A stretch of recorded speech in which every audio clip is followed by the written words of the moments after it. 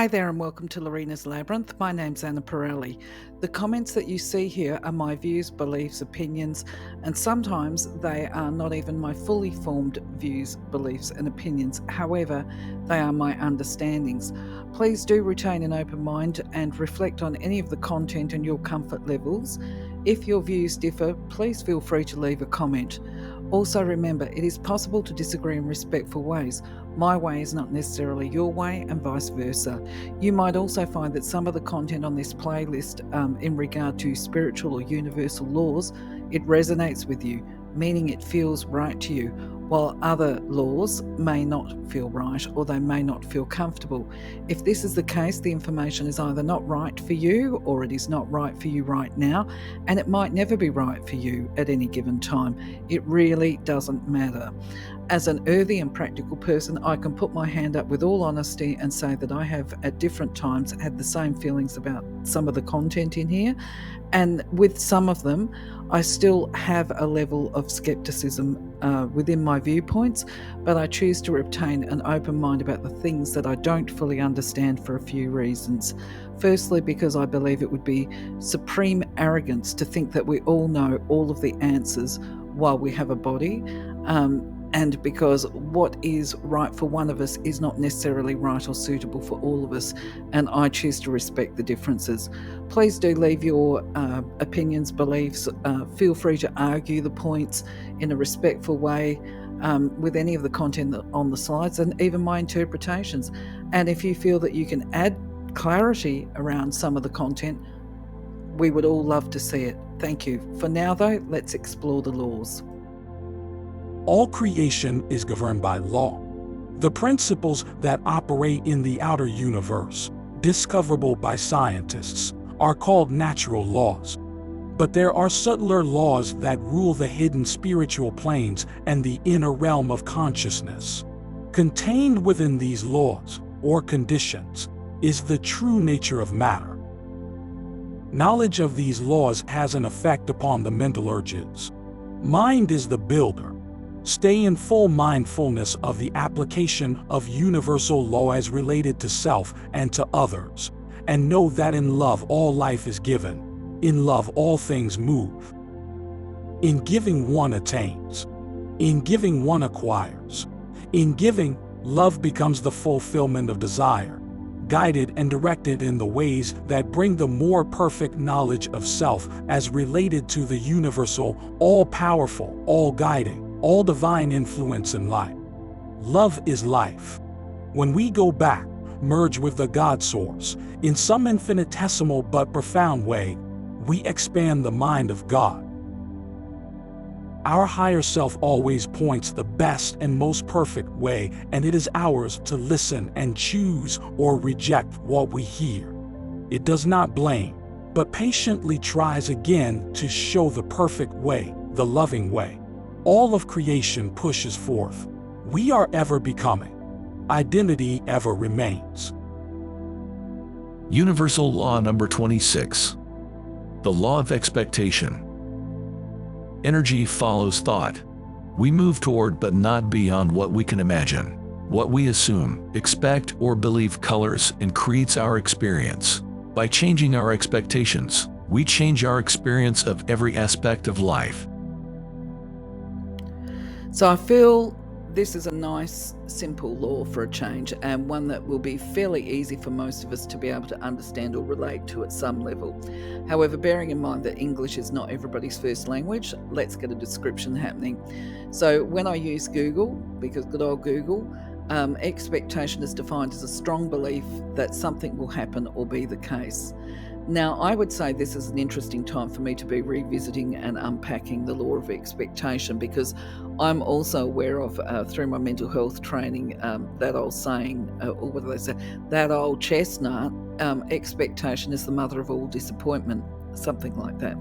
Now, while I do think there is a truth to that particular saying, I can still relate to the content of this law, that energy follows through thought, that we move toward what we can imagine. But if we can't imagine it, then we're not going to move anywhere. So I'll just try and clarify on that. Okay, so this business of moving toward something that we can't imagine, I think actually has a lot to do with planning for the future as well, right? So, a prime example for me of not being able to think past a certain stage was I do recall a conversation with my mother, and I might have been about 18 at the time, when I told her that I didn't think I was going to be on this plane for very long. And I remember, actually hats off to her for not having a heart attack on the spot. She asked me what I meant, and I said, well, look, I can see my life up until I turned about 30, but not past it. I just said, I just could not possibly visualise myself ever being 40 or 50. And I just said, so I'm convinced I'm going to die young. Well, just so that you know, I'm well over 30 now. I'm pushing towards 60, actually.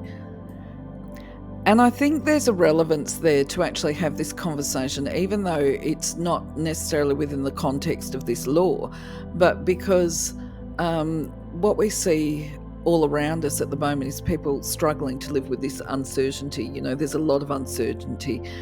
This is one of the reasons why it's difficult to do predictions these days, is because energy changes and it changes so quickly.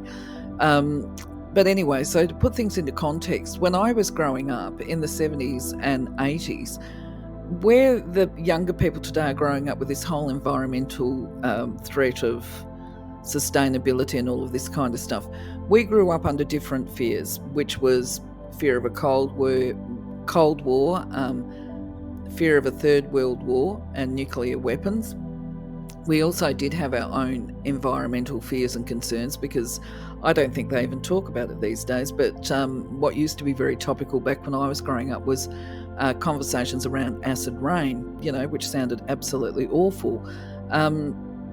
My own parents grew up in absolute fear of a communist invasion. In Australia, it was referred to as the Red Peril, which from a position of hindsight, I just find a bit ludicrous, because that would have to be propaganda, because back in those days, China had never ever shown any interest in taking over the world. They, not in the same way that the Hitler and Japanese had.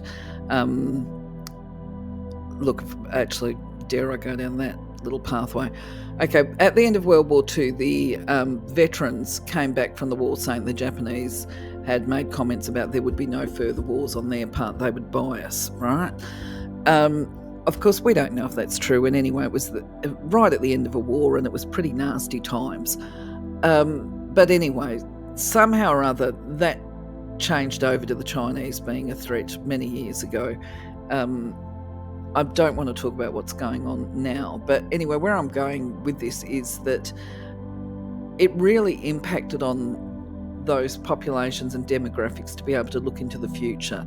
So people of my age group, many of them weren't sure they were going to have a future. It was actually quite difficult economic times. People don't realise that today, I don't think, that housing loans, if people want to have a housing loan, the interest rates were like 20% in Australia. I'm talking about, I don't know about worldwide. 20%, 25% on your bank loans.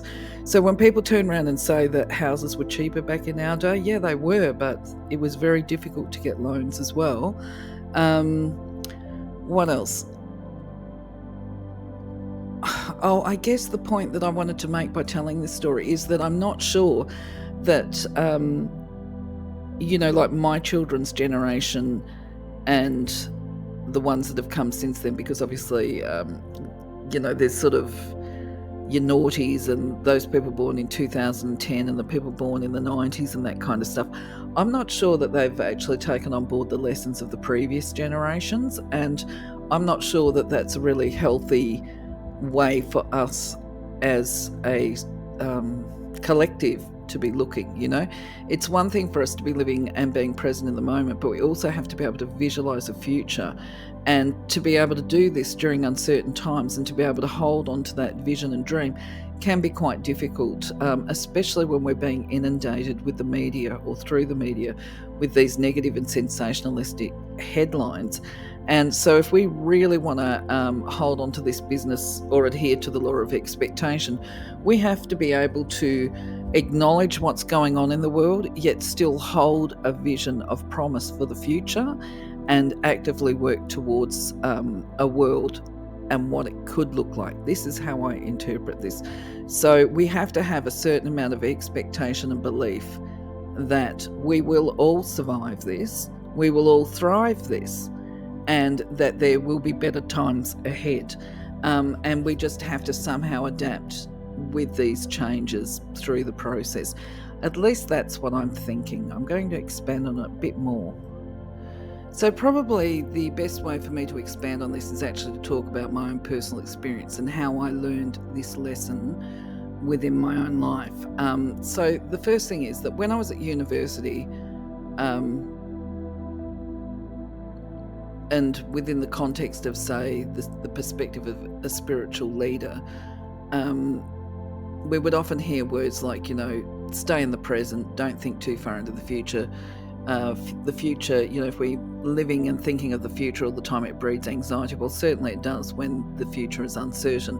But equally, if we lock ourselves into this whole looking backwards and revisiting the past and reviewing it all the time, then we get locked in the past. We can't see the future because our thoughts are just consumed by what's previously happened, which can't be undone, because once it's done, it's done. So it's not healthy to do all that reliving the past. We all know that. And we need to be able to build for the future. So if we're locked in the past, then we're feeding the fears and we're undermining our attempts to do manifestation. I just need to have a cough, just there. So I think in the first, before I go into that, I need to sort of explain what I believe when it comes to the law of expectation is recognizing that actually we can't expect another person to do or be or whatever. If we expect people to do as we would like them to do, yes, that does set us up for disappointment. There is that release expectation and just accept people for who and what they are. But when we are talking about the law of expectation around our personal future, our individual future, and how we might achieve a goal, that's something we can work to attaining, and that is something that we each of us need to be able to hold that positive vision. And the way I balanced it, it's a balancing act, okay? So this is where my experience comes in, where I learned it, and it was a really cool lesson to stay present in the moment, be grounded, hold a vision, and to take a simple approach to it. And it was, I had a cancer scare. I was living in this remote area that people are aware of, and I basically got notified by the doctor, come in immediately. I love the way it works in the bush, by the way. This is urgent. Come in immediately. We need to do further tests, but the specialist isn't going to be up for another 4 weeks. And anyway, whatever. So you're like, really? You think I've got cancer, but you're not really sure. But I'm going to have to wait 4 weeks before somebody can do another test. Anyway, 4 weeks turned into 8, whatever, right? So the whole time I was dealing with this, initially my thoughts, I was still getting over the fact actually that I'd had an auntie die at 40 of cancer. So I was pretty frightened, I must admit, especially having 3 children. So the day that I was informed, where I'm going with this, the day that I was informed of this, I was panic struck. You can imagine. The first reaction was, I can't afford to get cancer financially, right? That's the first thing. It means I'm going to have to take time off work. How am I going to have to pay the rent? How am I going to take time out to look after the children when I'm a single parent? That's going to be awfully inconvenient. How am I going to do all of this stuff? How am I going to manage to do, you know what I mean? I hadn't actually thought about death and whether or not how would I pay for my funeral or anything like that. I was at the whole point of how am I going to cope? I thought that I was actually at that stage handling things reasonably well. That's what I thought, okay? Totally stupid, really, in hindsight. But anyway, yes, so of course I'm thinking to myself, I'm not going to think about death because that would be a negative, and I was obviously getting to the point where I understood that what you imagine is what you create.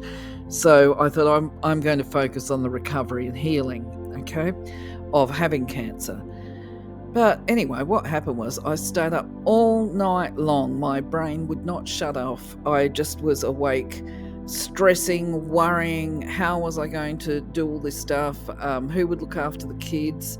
I was frantic. Anyway, somewhere within this particular night of staying up all night long worrying about this, I realised, I had that realisation, the light bulb moment that said, you are worrying about stuff that might never happen, okay? I haven't gone and had the further tests. I don't have a diagnosis of cancer. I'm just worrying about something that might happen, but is not definitely going to happen. So from there, I thought, you know what? I will just take this into my, on board. I'm aware that I might have cancer, but there is absolutely nothing that I can do about this until I get further information. So until I learn further information, I'm going to make every day count. Okay, that was the important thing. I will live in the moment and I will make every day count, and I will try to be the best version of myself each day. So perhaps it was quite motivating, really. Look, long story short, what happened was I didn't have cancer. All I had was a cancer scare. And I kicked on with my life. I was, told that I need to go in for 6 monthly checks and that kind of stuff, which I must admit, and I don't recommend people do this, I forgot to do. And about 10 years later, I realised that I was supposed to get checkups and I'd forgotten. So I went down the doctors and I learned that I no longer had any form of cancer at all. I don't recommend people do that. That's pretty irresponsible, okay? I cannot even explain why that happened. But anyway, point being, focus on the positive. Whatever is going on around you, if you cannot change it, you can't lose sleep over it. Literally, you've got to be able to somehow focus on the positive and be aware of, notice what's not wonderful, but be able to work with what you've got and hold that vision of the future and be positive towards it. I hope this has had some kind of meaning to you. Feel free to add your own comments. I'm sure you've probably had an experience where you've learned from as well. And once again, we'd all like to hear it. I'm going to let you go. Take care, my friends. And I shall see you on the next video. Oh, I just realised as I'm recording this, because obviously I'm doing it in advance, yesterday was Christmas. I hope you had a blessed day. I hope everything was wonderful for you, and that you managed to enjoy time with your loved ones. Take care. See you on the next video. Bye-bye.